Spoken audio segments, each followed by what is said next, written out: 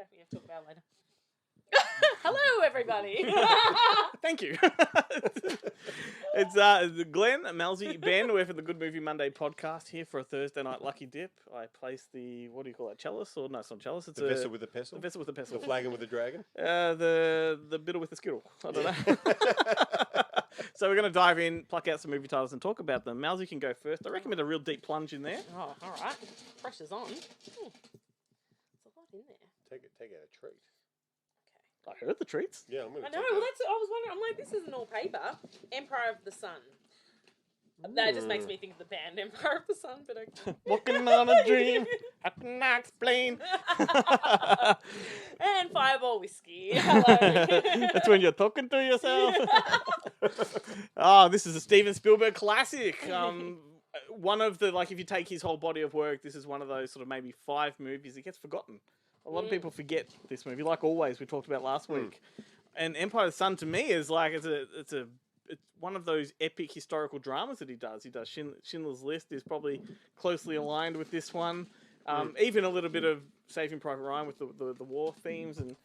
Well, this is most famous for basically the first film, or at least the discovery of Christian Bale. Absolutely, he's the lead. Christian Bale is the lead. There's a very young Ben Stiller in there, who apparently was.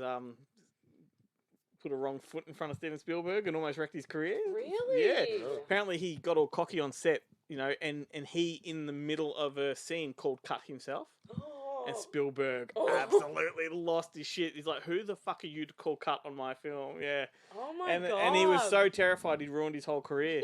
Maybe only the fact that he had a celebrity dad got him his next job. Shit. But John Malkovich is in it. Is it Joey Pants in there? Joe Pantoliano? I think he might be in it. Yeah, it's a beautiful film. It's about a kid living in Hong Kong, British occupied Hong Kong, when the war breaks out and the Christian Bale gets separated from his parents. So all the British have to leave. He gets left behind, and he goes back to his home, which is a mansion because his dad was like an ambassador or something like that, and it's empty. And he gets captured by the Japanese and put into an internment camp. That's where he meets John Malkovich and a few other characters. And then the whole film is him in this camp.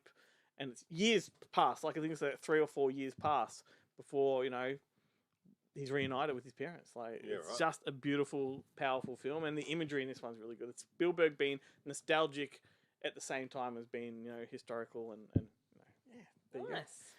Well worth a look. Empire of the Sun. It's awesome on Blu-ray. Ben? Do you want to pull out another Skittle? Yep, I certainly do. They're very delicious. I've had Skittles for ages. Did you just have one? Yeah. What colour? Yellow. Oh yeah, I really don't do the green. They disappoint me. We'll go red, yellow, orange, green, purple. Yeah, purple green.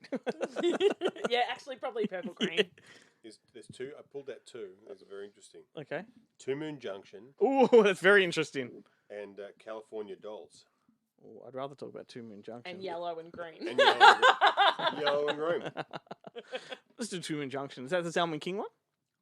Salmon King, Sherilyn Fenn, Christy McNichol. Is it Louise Tyson? Is it Louise Fletcher or is it Colin Dewhurst? One of those. As the mum. Yeah, I always get confused between those two.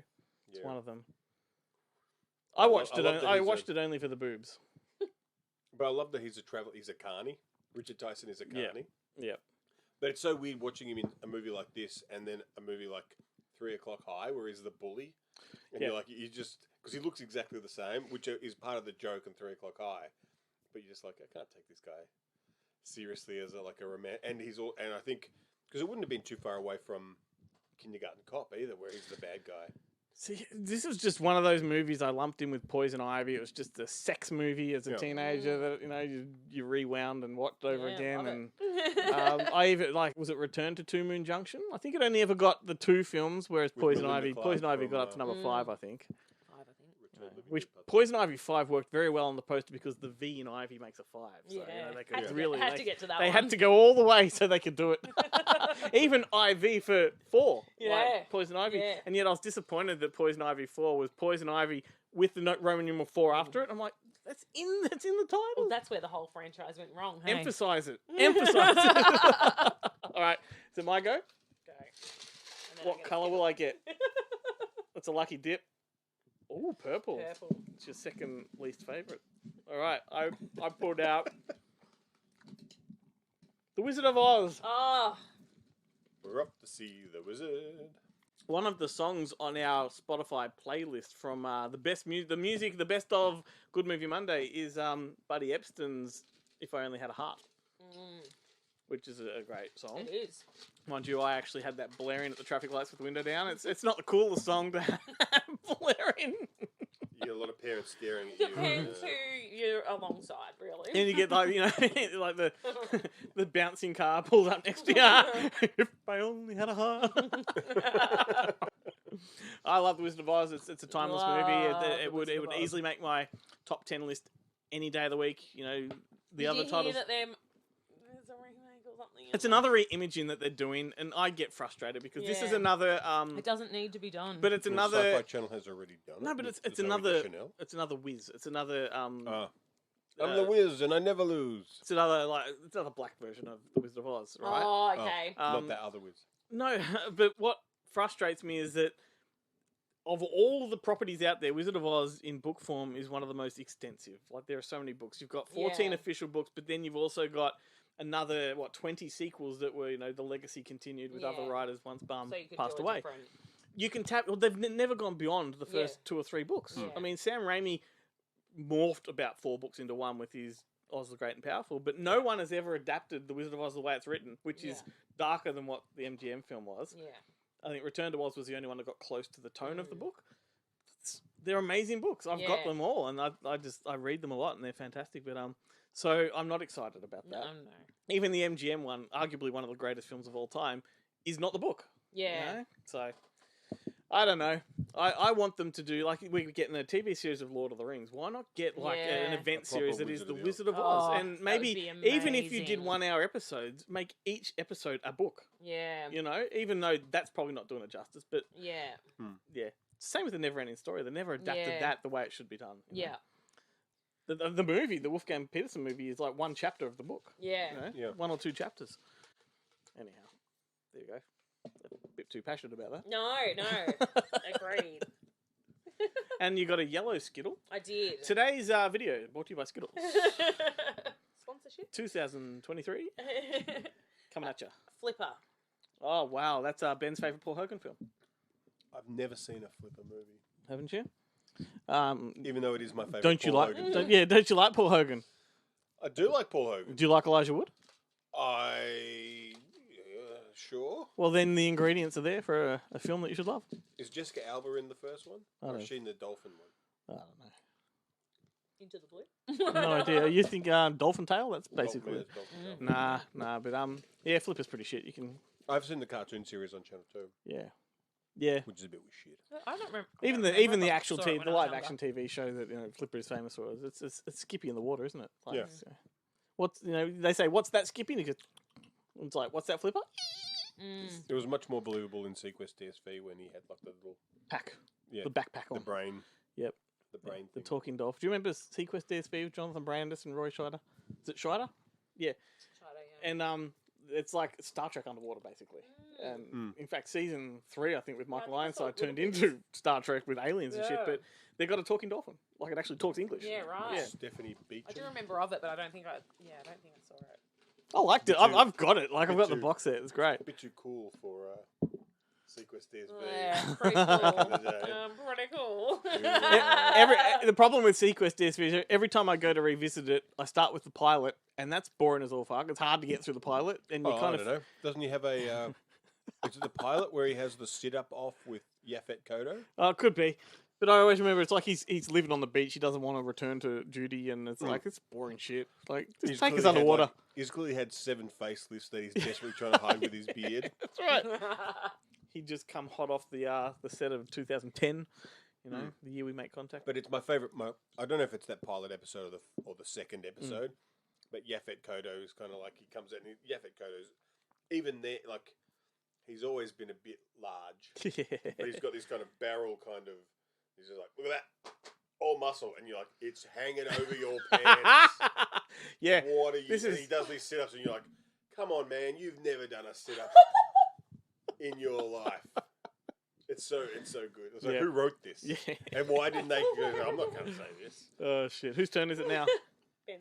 Oh, I thought he just pulled one out. No. I just pulled a Oh, skittle. did you? Oh, then you yours. just keep diving in. It's the rhythm that gets me. Oh, National Lampoon's Loaded Weapon 1. Oh, fantastic. That's who directed that? Anyone know? Gene Quintano. I don't know why I know that. He wrote Police Academy 4, I think. Yeah. And I think he directed the Alan Quatermain movies. Or one of them anyway. The good one or the bad one? Probably the bad one. I mean, they're both. Yeah.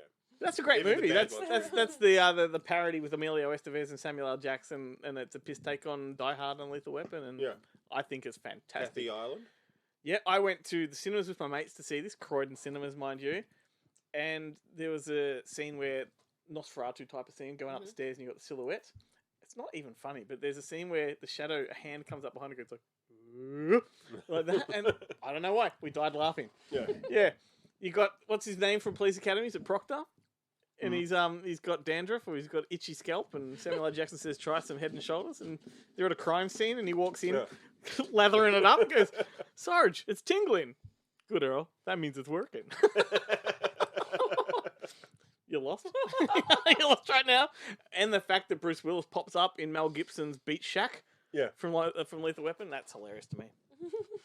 John Lovitz, when he's doing the Basic Instinct scene, where was at Kathy Island's crossing her legs, and they're asking questions. She's actually got the beaver. They're asking her all these questions, and John Lovitz goes, "Do you sleep in the nude?" And she's like, "Only when I'm naked." Anyway, I'm amusing myself right well. now. I think I saw it theatrically and never saw it again. See, I need to last go back and last watch week's it. Lucky Dip, I went on a tangent quoting a movie as well, so I should stop. My turn or fine. your turn? Your turn. All right. Just went for the one on top. Samuel L. Jackson, Lakeview Terrace. Another one I've never seen. I've never seen it. All right.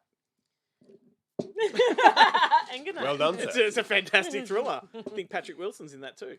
Guess you will have to go on a tangent. Let's do one more and then we'll wrap One it more? up. Okay. Yeah, you can do it. I love that you just dived in. I didn't even invite you to do it. You just. It was my turn. Okay. Fair enough. Yeah, fair call. Good point. Well made. The Towering Inferno. Oh, Tragic. one of those disaster movies. It is a good disaster. Is that made movie. by the guy who directed King Kong Lives?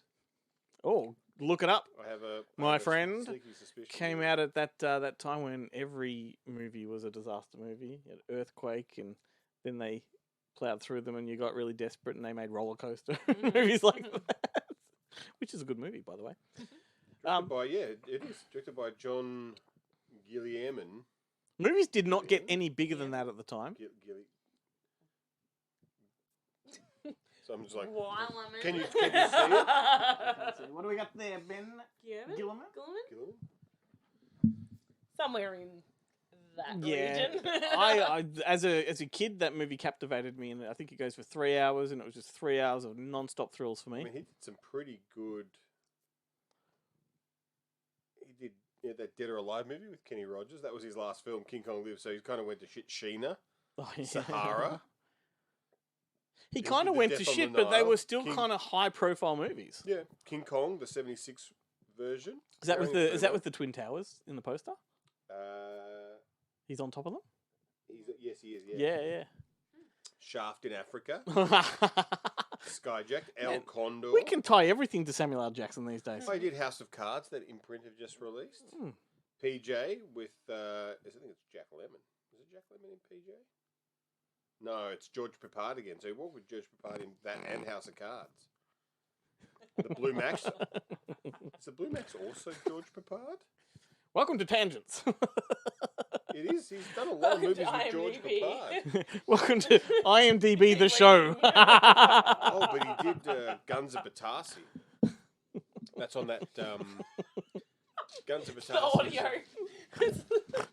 The audio book version of Guns of IMDb. Batasi is on that Martin Scorsese list of films that everyone should see. I think we should just let Ben go in. It's an education in and of itself.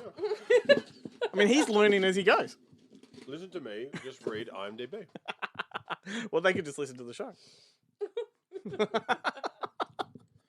I'm getting tired and I'm getting delusional and delirious, and I think we should wrap it up about there. Sounds good. Thanks for joining us again, Melsy. We'll see you hopefully in a month. It's been longer than a month since your last appearance. So. Yep. Cool. Will do. I'll All right. be here. Awesome. See you, Ben. See ya.